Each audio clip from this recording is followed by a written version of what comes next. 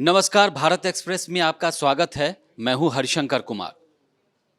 महाराष्ट्र में 26 नवंबर को सरकार का जो कार्यकाल है वो खत्म हो रहा है। उससे पहले मुख्यमंत्री का फैसला हो जाना है, नई सरकार का भी गठन होना है। इस बीच खबर ये आ रही है कि देवेंद्र फडणवीस मुख्यमंत्री बनेंगे। हम ऐसा इसलिए कह रहे हैं कि बीजेपी के पास इस समय मौजूदा में 132 सीट है। शिवसेना शिंदे गुट के पास 57, जबकि अजीत पवार के पास 41 सीट है।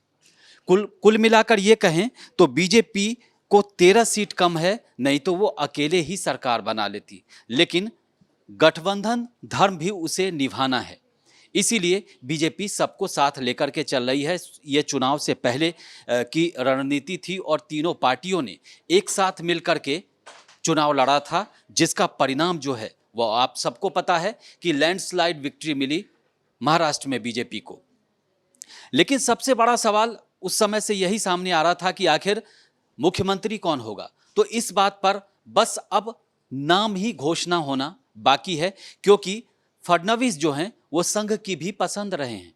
उनके पिताजी भी संघ में इससे पहले रहे थे और देवेंद्र फडणवीस भी शुरू से संघ के कार्यकर्ता रहे हैं, लिहाजा संघ की ओर से भी हरी झंडी मिल गई है। लेकिन सबसे बड़ा सवाल यह है कि फिर अजीत पवार और एकनाथ शिंदे जो बार बार दावा कर रहे थे, उनके समर्थक दावा कर रहे थे कि वो भी सीएम बन सकते हैं, तो बीजेपी भला ऐसा क्यों करेगी? ये सवाल तो आपके मन में भी होगा, क्योंकि बीजेपी अकेले 132 सीटों पर जीती है। उसका स्ट्राइक रेट सबसे ज्यादा है, फिर ऐसा क्यों होगा? तो अब खबर यह भी है कि तीनों जो सीएम उम्मीदवार हैं, देवेंद्र फडणवीस, एकनाथ शिंदे और अजीत पवार, वो दिल्ली आएंगे। आला कमान से मुलाकात होगी और मुझे लगता है कि यहीं पर उनको ये बता दिया जाएगा कि ये सीएम मतलब घोषणा कर दी जाएगी। लेकिन इशारा काफ़ी है कि देवेंद्र फडणवीस भी ही महाराष्ट्र के नए मुख्यमंत्री होंगे। कई तरह की खबर आ रही थी। इस बीच खबर यह भी है कि 2 उप मुख्यमंत्री बनाए जा सकते हैं। एक एनसीपी कोटे से हो सकता है और दूसरा शिंदे गुट से। इसके अलावा वहां पर फार्मूला यह भी अपनाया जा सकता है कि महायुति की पार्टियों में हर 6-7 विधायक पर एक मंत्री पद का फार्मूला भी शायद लागू किया जा सकता है।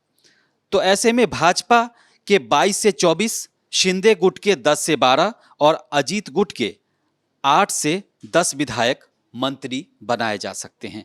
हालांकि अभी इनके नामों पर चर्चा करना जल्दबाजी होगी, लेकिन सबसे पहले तो ये कि मुख्यमंत्री कौन होगा।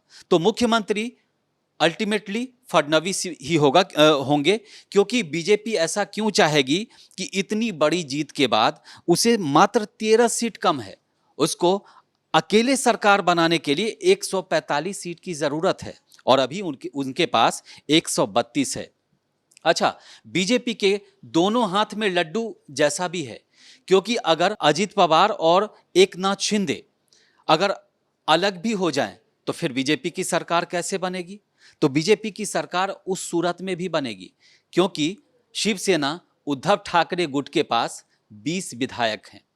अगर बीजेपी उद्धव ठाकरे से हाथ मिला लेती है तो फिर सरकार बनना आसान हो जाएगा, क्योंकि बीजेपी के अकेले में 132 विधायक हैं, शिवसेना उद्धव ठाकरे के पास 20 विधायक हैं। इस वीडियो में फिलहाल इतना ही। देश और दुनिया की ताज़ा तरीन खबरों के लिए देखते रहिए भारत एक्सप्रेस। नमस्कार।